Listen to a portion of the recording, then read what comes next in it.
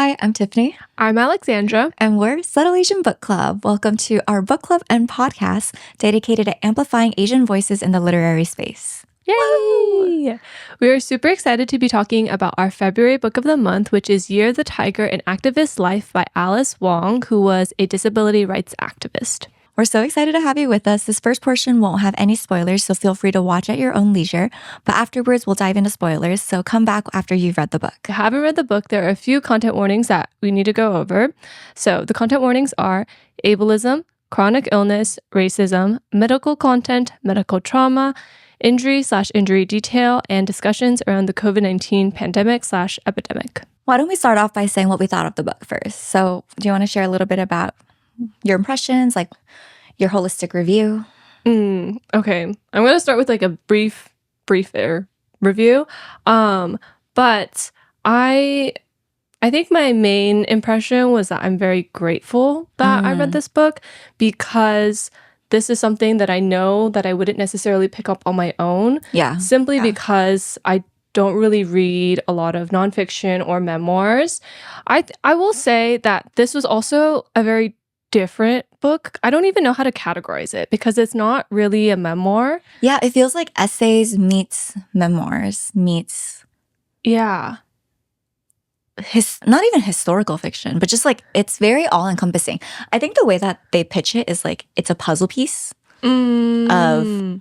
It feels like a memoir because like it is like so much about the author's life, and she really goes into so many different aspects of her life. It's not just like about her being a disabled person, even though that is like a big portion of her life. She talks about being like Chinese American. She talks about her interest in like sci-fi and like fun things, like favorite recipes, conversations with friends, like all of these other things. And so I think it was like different from what I expected, because I thought it would either be like a more traditional memoir, like a very clean chronological linear story. Exactly. Or like very clear in its format, because it had like a lot of different ways of telling the story, because like there are a lot of like transcriptions of conversations, either like radio interviews or podcast interviews, or like there's art. Yeah, or like art, which I listened to the audiobook, so I didn't really get to see any of like the photos, but I do kind of wish I had read the physical book or the ebook so I can kind of like get a little bit more context. But I also like the audiobook.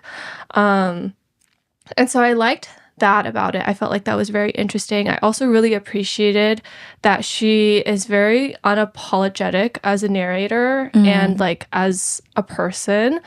And I like that, and I really appreciate that we read a book about a disabled person and having activism put on like the forefront, but it's not necessarily like Disability Awareness Month. And it kind of reminds me that like this type of work is important every single day and like every single month and like all the time. And I feel like that's like very important in her work too. She kind of talks about that in the book. Yeah, I think what I liked most about this book, or what resonated with me, is just it brought a lot of our similarities. Like I felt like we were a lot more similar than we are different, if that makes sense. Like even with the title Year of the Tiger, we're both tigers. Yeah. And then just like hearing her relationship with her family, with her sisters, like her desire to go to get an education, like go to college and be chronically online and have fun. Like those are all very human and things that anyone can relate to. And so you can kind of see it, like a line she says is how much of disability rights activism is just accessibility and inclusiveness for everybody. There are like specific examples that I'm thinking of that she mentions that are like brought forth by the disability community, but then everyone benefits. Like specifically, I'm thinking of elevators or the horizontal buttons on elevators. That is an inclusive part that so many people benefit from. If you're like standing in the back of an elevator, that came to fruition because of disability rights activists. Another one I'm thinking of is, so like at school, we have really, really heavy, heavy doors.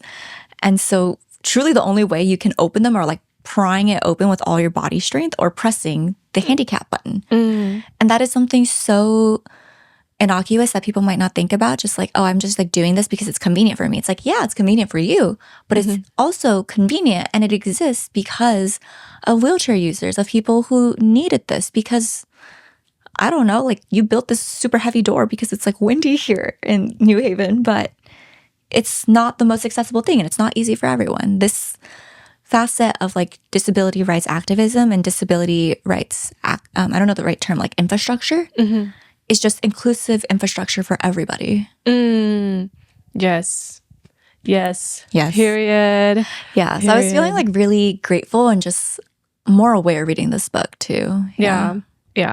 I will say, I will also add, it was an uncomfortable read because it really makes me, the reader, become aware of the ways that I have been ableist in my life that I may not have really been aware of prior. And a specific example that I remember was talking about in California, they like passed this. Is it the straws? Yes, the straws. And I remember when like that came around and I was like, yes, like we don't like plastic straws because like we want to be more like eco-conscious and like we want to reduce plastic waste and like environmentalism. Like the sea turtles. Exactly. Like save the turtles. And I really care about like environmentalism, but it was really interesting and important to read about Alice's perspective and also all, like as an extension, her disability community and the disability community, and that like, you know, this is more than just about plastic straws. It's like about like, it's really like, this is a necessity for her. It's a necessity for them to have like bodily autonomy. And I think so much of the book that Alice puts out there is she can do so much of what you would imagine like a regular human, like your average Joe to do, like drink a latte, all these things. She just needs like some infrastructure or some tools to be there, to exist so that she can drink her latte. Like, yeah, I don't know. I agree what you mean. Like, I think we can be very short-sighted or sometimes, or like we focus on a single issue like environmentalism, save the sea turtles, let's get rid of plastic straws. Yeah. But I also do know of people who like can't like, eat, like straws are a necessity. Yeah, exactly. Do you want to share who you would recommend it for? It's funny because when you ask that question, and I feel like this way for most of the books, I'm like, I would recommend it for everyone. Yeah, same. Like someone said the phrase once, like disability doesn't discriminate. Like you can become disabled at any time. And like there are people who are born disabled. There are people who become disabled later in life. Like to be a good Samaritan in society, to like be able to care for your loved ones, to be able to just care for other human beings. Like if you want to care for other human beings, you have to kind of unlearn a lot of the things we've learned that are ableist.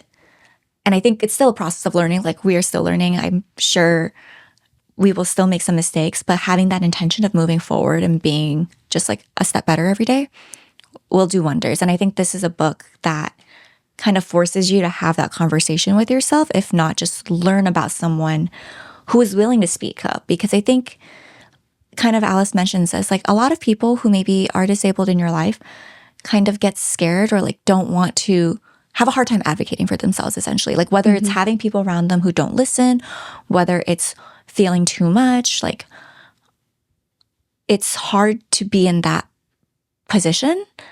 And so you can make things easier when you ask, right? Like there was an example in the book about how you shouldn't just be like expecting other people to speak up about what accommodations they need. You really should think of the ways that you can be helping and being proactive in it so that you are inclusive. And that's hard to do. It's like, I think it's a muscle sometimes you have to train if you're not thinking about it so often. So that's like a far-reaching answer of being like, I think everyone truly does benefit from this book. I think especially, I don't want to say like if you're a caretaker, because we are all caretakers in every sense of the word. Like for your parents, for each other, for our friends who are sick or anything like that. But that's just my long-winded way of saying, like,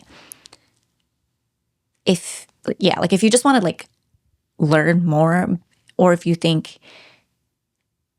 if you believe in any semblance that you are like limited in your knowledge, it's a service to yourself to read this book. Yes, I 100% agree. Before I share my like who I would recommend it to, I do want to like add on to what you said about like, oh, part of doing the work is like showing up for disabled people in ways where they don't need to ask for you to help. Like you give them space, and then like you know how to like make their lives 100 times easier with these like small things.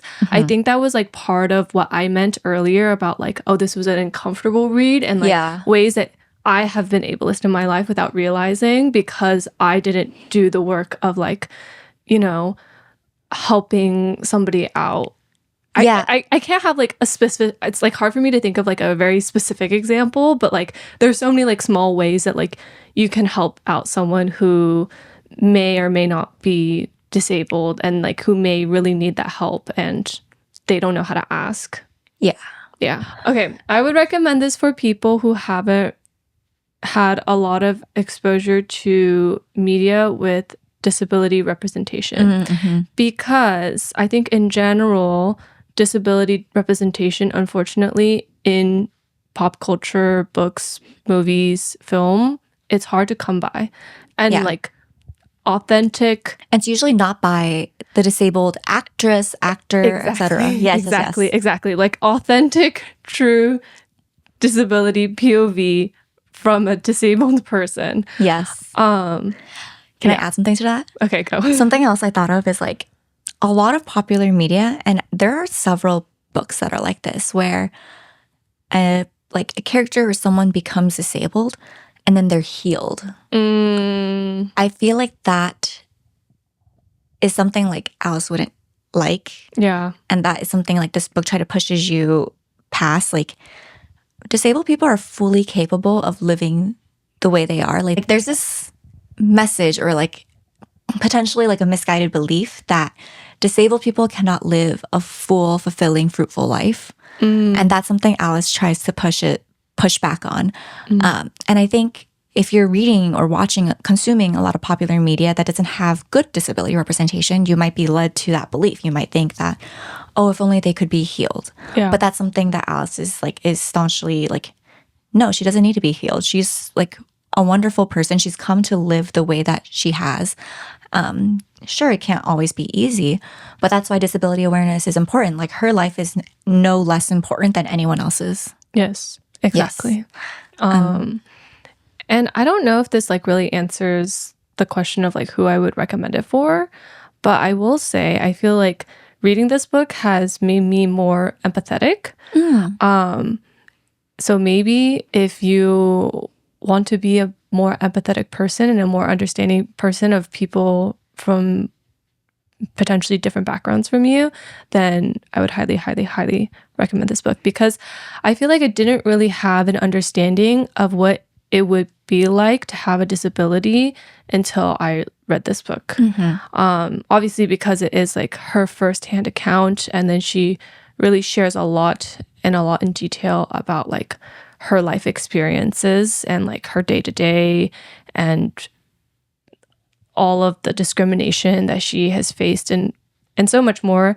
And I think like I didn't really fully grasp that. I kind of knew like, oh, you know, disabled people struggle, I'm sure. In addition to like having their disability and having like maybe not as much support from the world and like the government and infrastructure, but then also like very small day-to-day things, like how that would impact their lives. Like I think, sorry, for people who like don't, so I'm thinking of like Medicare and Medicaid, which is like something Alice brings up. It's like, for many of us, like in our, like at our age, we're not touching that yet. But that's because we are privileged in that sense, or we don't have to be touching that yet.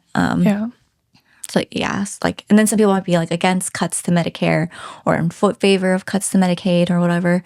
And you don't realize that like it feels very abstract when you just think about it, but this is something that kind of grounds you and brings you back and kind of helps you better understand like how important it can be for the individual.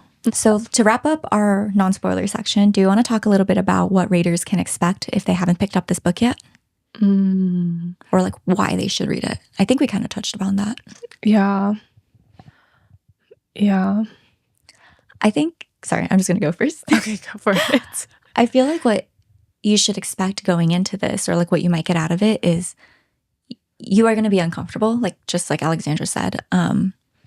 This is not a like super fun, happy book about like it's very different from some of our book club picks. It's not like a fantasy. It's not a contemporary or historical fiction. You are learning through this book, and you are essentially going to get called out for some of the like ableist ways that you might unintentionally live your life, and you might feel attacked in some sense, but that's not like, it's not you being attacked. It's like you being like us to like having to unlearn a lot of things. And it can be a challenging read sometimes, or like it can be like challenging or just like a little, I don't know. Because sometimes like Alice would get into bodily fluid discussions or bodily function stuff, like things that it's hard to talk about with like a friend, like spit. Yes.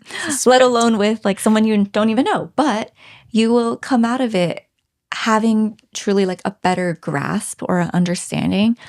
You're not going to be an expert. Like by no means are we experts. But I do feel a bit more like knowledgeable in how I can pause before I do anything now and like think about how it's going to, like, is it inclusive? Is it something that is hard on other people? Yeah, I don't know if I've phrased that well, but I don't. So I feel like for what you can expect, I feel like I kind of already mentioned this earlier about the format of the book, and then also how like I read an audiobook, but then I think in hindsight it might be better to read it in ebook or physical book simply because there's like photos and other like references. But I did think what I wanted to offer instead is like advice. And I would say is to like be patient when you're reading this book, because I do think that it's like, it's definitely not a like booking marathon. No, it's not a booking marathon. It's not like something you like sit down and you read it for 8 hours and then you're like, woohoo, I'm done. No, definitely not. I feel like it's something that if you had like an ideal scenario, you like read a little bit over a course of a few weeks or a month or something. And I think that would make the experience better too, because then it gives you time to like breathe and kind of think about how you can apply what she is sharing about her experiences into your own life. Again, like the straws thing or like literally I anything would else. argue, as much as it is about like her story and like those who are disabled story, it is also in some ways like a self-help book, but better. Like, hear me out. Like, I think it's a self-help book, but like miles better, because it's actually something that like helps other people. Like, it helps other people, helps you be a functioning, like, good member of society, as opposed to just like, how can I get... I did read Atomic Habits, but it's like, it's more than just like how you get 1% better each day. This is how you get 1% better each day, by learning about how you can be inclusive to other people. That was a little aggressive, but like I didn't mean it to be aggressive. It was more of a motivating, like, yeah. I don't think it was like that aggressive. I would say the book itself is more aggressive.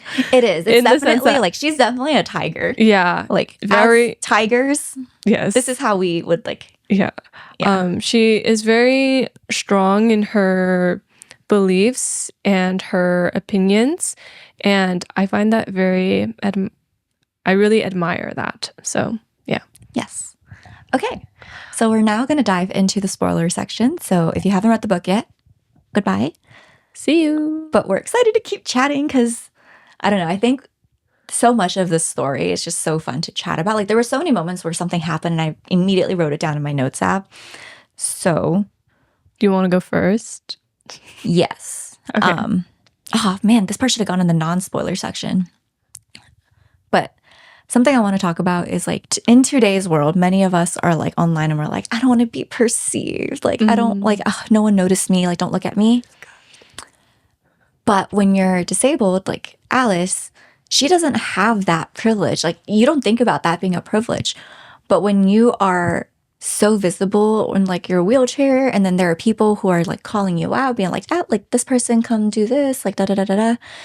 You don't have that ability to kind of hide. You're just so visibly seen from everyone. But at the same time, you are viewed as invisible. And I thought that was something that really struck a chord with me because like I've never really considered that. Like I think I am an introvert, and when I don't want to be perceived, I can like find ways to hide or blend in.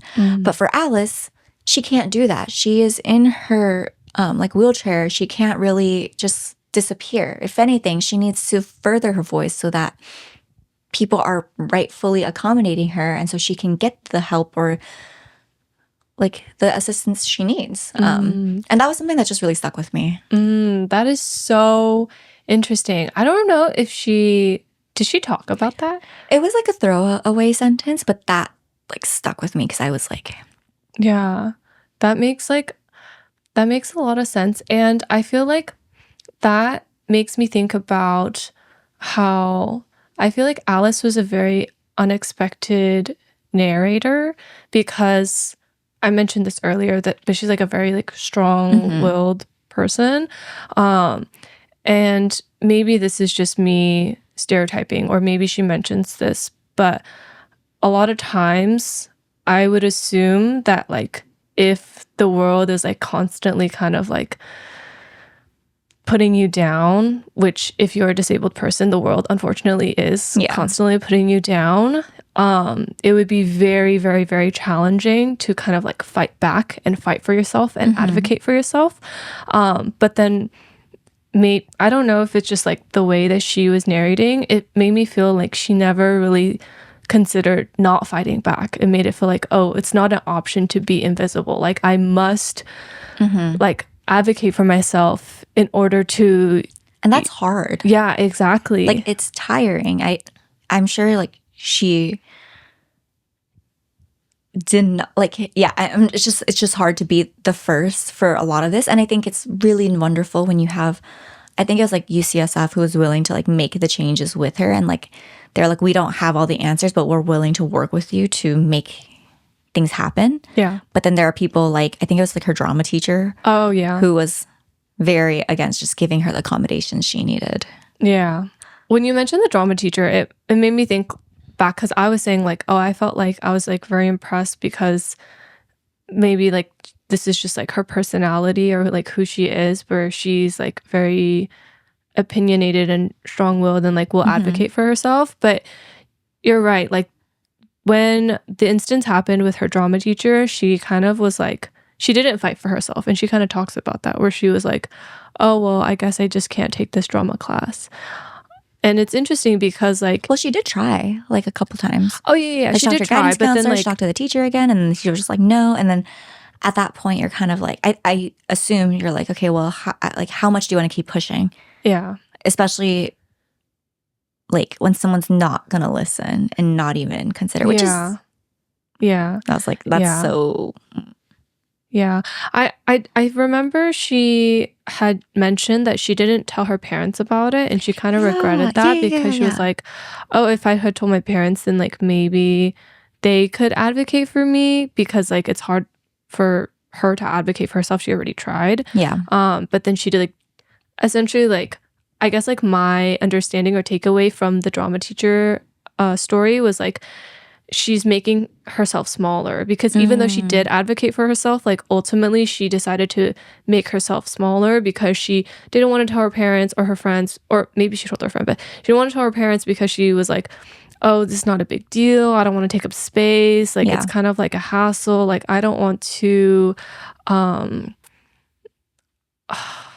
was like thinking of the term in Chinese and I don't know why, but like I don't want to bother. Yeah. I don't want to like bother. You don't want to be like loso. Yeah, or like 麻烦. I was like, yeah, like I don't want to bother people with like these things because they like seem so trivial or juvenile, even though it is like very important for her. And so I feel like that response, like you could do that essentially like throughout your whole life, but I feel like it's very admirable for me to see that she chose to do the complete opposite. It's like, oh, it's like when the world is like pushing you down, it is sometimes like you just make yourself smaller. And I don't think that's necessarily a bad thing, because like that's like you protecting yourself. Or the option is to fight back when the battle seems like impossible. Yeah. Yeah. This isn't that similar to the drama teacher, but another scene that kind of reminded me about how much of like disability rights and disability accommodations is for other people versus for you. Is the scene where it's like earlier on in the book, she's talking about how she went to church and her parents took her to church. And there's a portion where you come up if you want to be prayed for by the pastor. And Alice went up with her mom, and then the pastor prayed over her, and then Alice got up out of her wheelchair and walked a couple steps, and the crowd cheered and roared and was like, it's a miracle. But then Alice is like, guys, I can walk. It's just easier for me, and it actually is like way better for me if I don't walk. And that just made me think like about the intersection of like religion, disability rights activism, and then also just like who is it for, you know? Because in this case, healing and everything was just to make the audience and the pastor feel good. And I'm religious, right? And I'm like, sometimes I have those moments. Like you have these moments where you're like, oh yeah, like I feel something, or like I feel moved. But that felt real. That was an icky-ish part of the book for me. Maybe they didn't know better, but not everyone's idea of healed, kind of like where we're going from, like back to when we were talking about earlier, is like not everyone's idea of healed will look the same. And if you are not disabled, like you shouldn't assume you know best for the people who are disabled. Like there's another part where she's just like, if I get another person who tries to tell me about like some exercises to do, and I'm like, yeah, because I think a lot of us jump into being like, oh, have you tried this? Yeah. Who are we to know? Exactly. I think like I think that is kind of like oftentimes people, I don't know if it's intentional. I think it just kind of happens. Like good intentions. The road to hell is paved with good intentions. I mean, sure.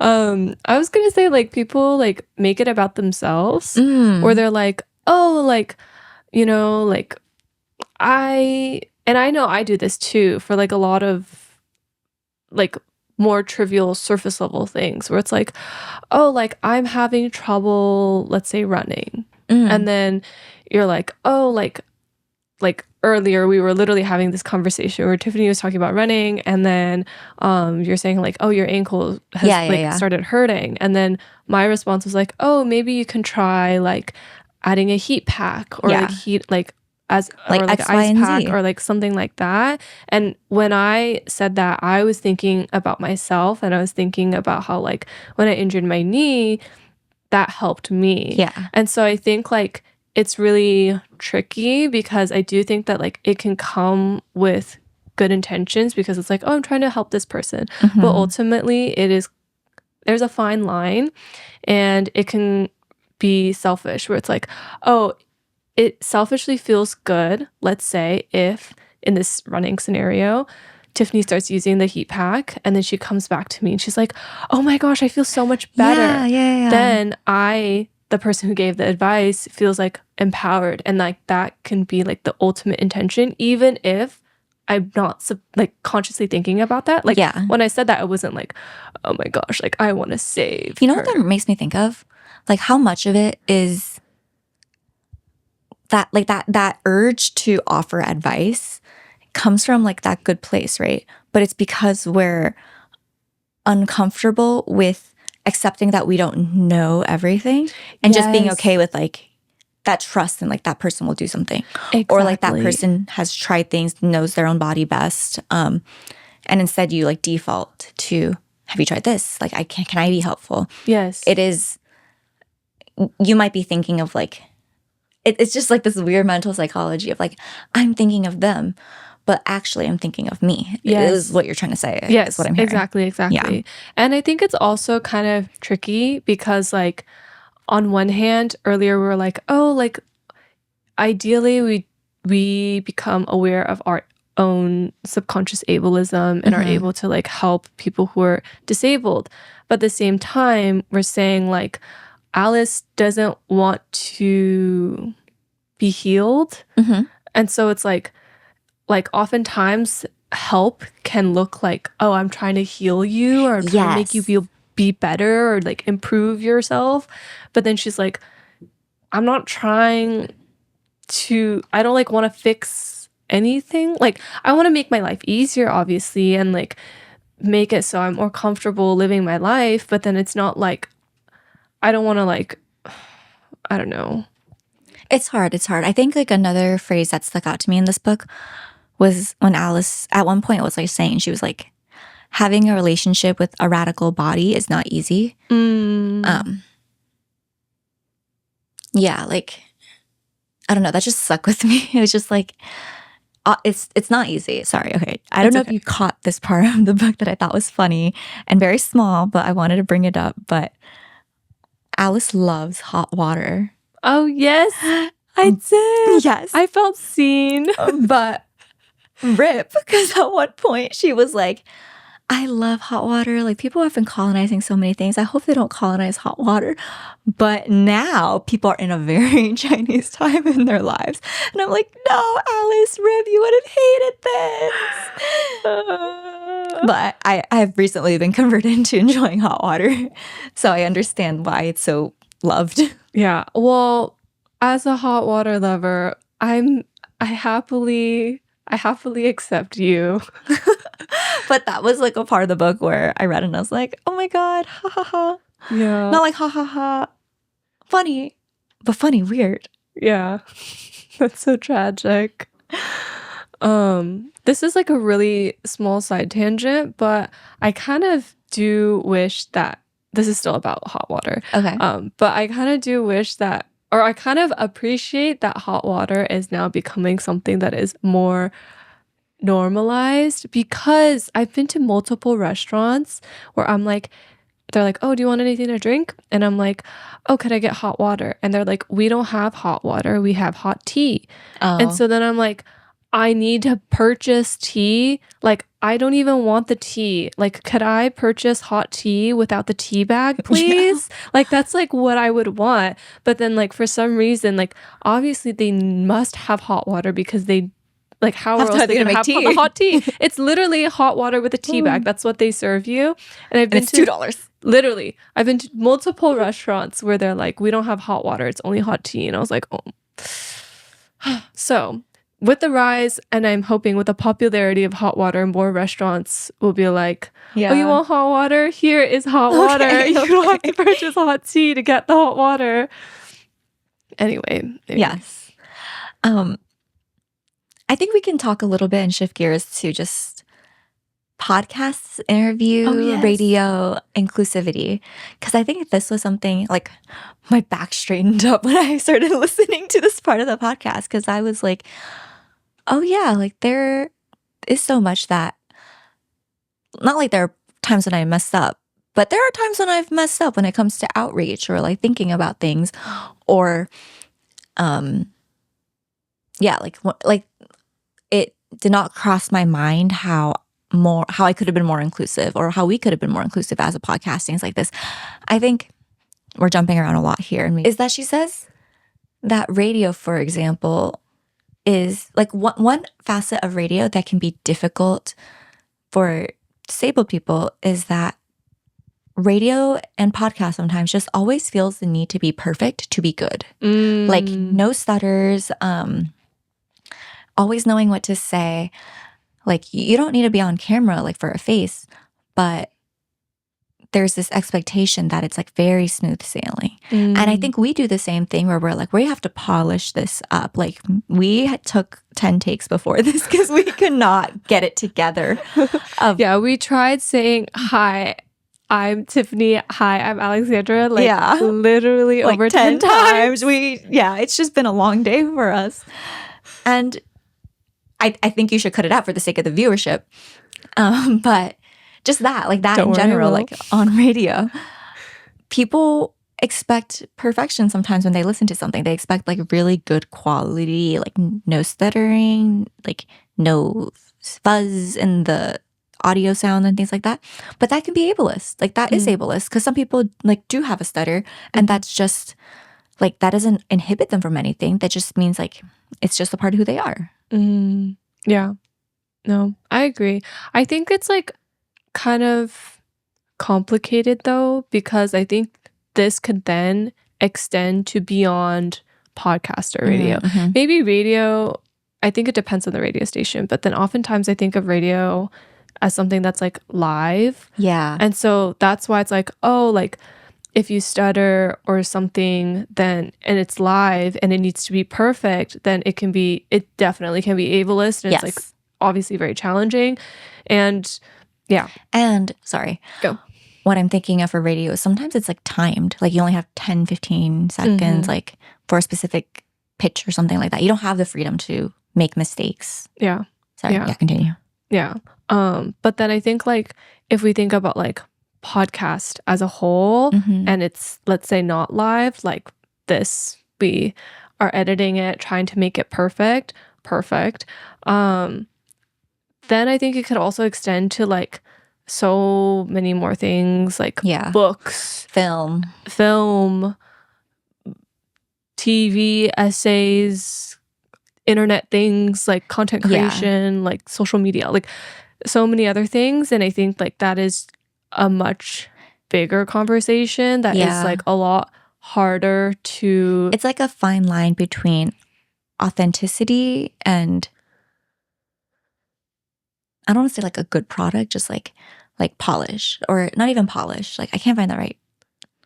Like, yeah.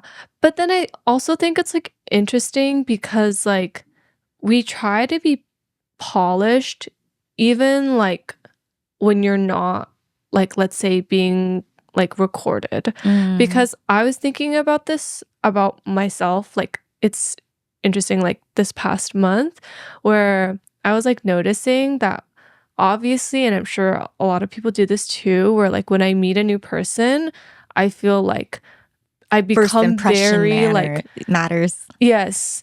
And I don't even think about like, oh, first impression, or like this is a very important person. Like it could be like a stranger or something, but then I automatically kind of like put on this like very like customer poised service side of yourself. Like poised version of myself, because I feel like I don't know, like that's just what I've been conditioned to do by existing on this social earth. And I'm like, oh, I don't know. I feel like there's like something there in relation to like perfection and like being polished and editing yourself. And then as a result, assuming that like everyone is like this poised version, but like that's not the case. And then it can be super challenging for people who are disabled when like they are not able to control and like become like extra poised or polished or articulate. Yeah. No, I kind of get what you mean. Okay. Well, I wanted to talk about Chinese or Asian identity. Okay. Mostly because I really liked the dumpling making story that she shared. I don't know if it's like stories or scenes or like when she's making them with her mom. Excerpts. Yeah. And especially because like Lunar New Year is coming up this month. So I'm like, oh my gosh, like I want to make dumplings. And it's kind of funny because I actually like when I was listening to that, like the day before I was calling my mom and I was like at the Asian grocery store and I saw dumpling wrappers and I was like, oh my gosh, like I'm in my cooking era. Should I make dumplings? And then my mom was like, no. Don't. She was like, they're not gonna taste good. I don't trust you to do a good job. And then I was like, okay, fine. So I didn't buy the dumpling wrappers. But then after reading the chapter, or the chapter story, where Alice talks about making dumplings with her family, I was like, oh my gosh, like I feel so like inspired. And I don't know. I guess like I just really like the ways that she. I love her relationship with her family. Yeah. And like she acknowledges it's like a very she's very lucky to have such like amazing parents and sisters who care for her and like don't consider her like different. But yeah, I just like love her family. Mhm. I love her mom. I love how they like she talks about how they made a bunch of dumplings, and even if you like don't have money, you buy new clothes for New Year's and then you pay off that debt and then you go into debt again to buy new clothes. Yeah. Just like as a broader thing culturally. Yeah. I really like that, like, she was talking about the tradition of, like, coins in the dumplings and, like, how, like, you know, you have to eat the dumpling. You can't just be like, where's the coin? And then I really appreciate that.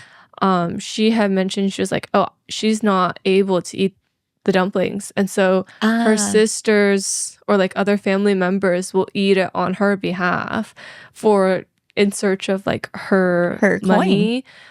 And I just love that. Yeah. No, I was gonna say, like, should we talk about favorite scenes? But this was probably one of my favorite scenes. Oh, okay. Whoops. Do you have a favorite scene? Yes, I do. Okay, my favorite is actually at the end. My favorite scene was, I think it's like the last or second to last story, but she talks about how her first grade teacher always made her feel included in class and like made an active effort to like put her in the front, make her the leader, hold her hand and things like that. And because she felt that kind of support at such a young age, she knew that she was equal to everyone else. Yeah. Despite clearly being disabled and like different in other ways.